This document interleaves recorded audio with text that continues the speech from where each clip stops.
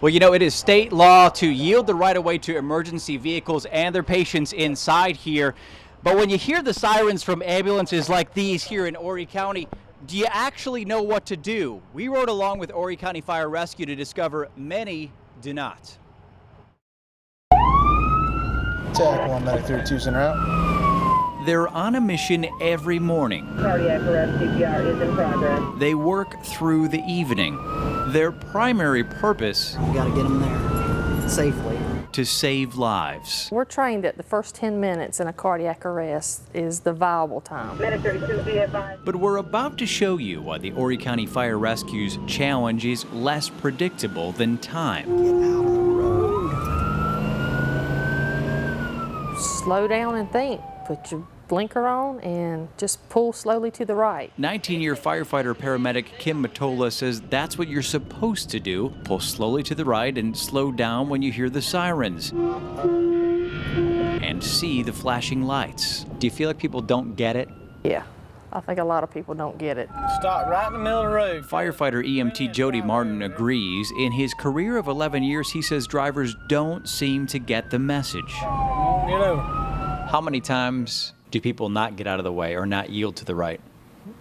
Most of the time, about 95% of the time. Now watch this here jam up. It gets frustrating, especially when they just slam right on brakes in front of you. That's the one I hate the most. And he goes to the left. And they do that often. They just slam on their brakes. Oh yeah, all the time. We want to get out of the way, but sometimes we don't know where they're coming from. You know, it was a pretty high-speed impact. Janet Cox says she can only guess whether she was able to hear the sirens from an Horry County ambulance approaching from behind in May of 1997. I made a left turn, and from there I don't remember anything. Police say the ambulance driver tried to pass her at around 50 miles per hour as she tried to turn into her subdivision. Every single window, the sunroof, every tire exploded. Janet spent more than a week in a coma before she woke up. The impact left her with a severe head injury, permanent eye damage, and overwhelming frustration. I questioned myself over and over and over. Did I make a mistake? You know, what did I do wrong? The worst part for me was not having the memory of it. Her frustration turned to research. And you can't really hear a siren that's approaching you from the rear until it gets within a few yards.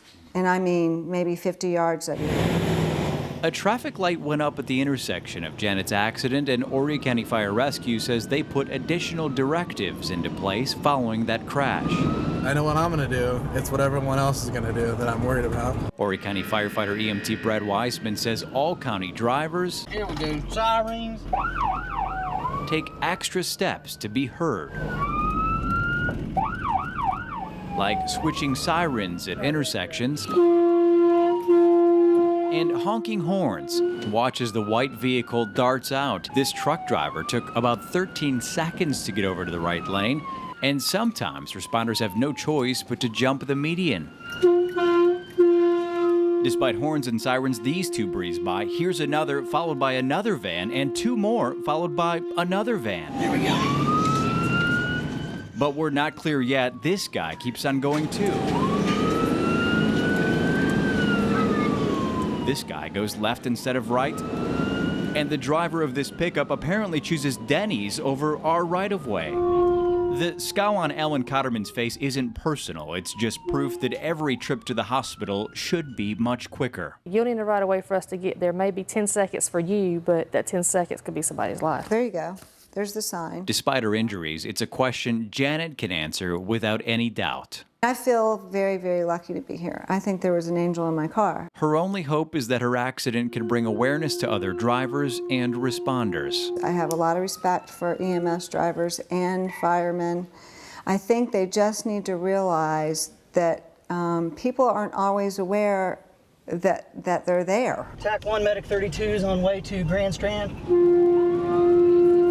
The drivers we rode with say it's something they're reminded of every day. And here back live, saving a life of those inside these ambulances should be a primary motive, but here's another thing that might be a motive. It's a 4-point ticket plus fines if you fail to yield to these ambulances. Whatever your motive, responders just hope you pay better attention.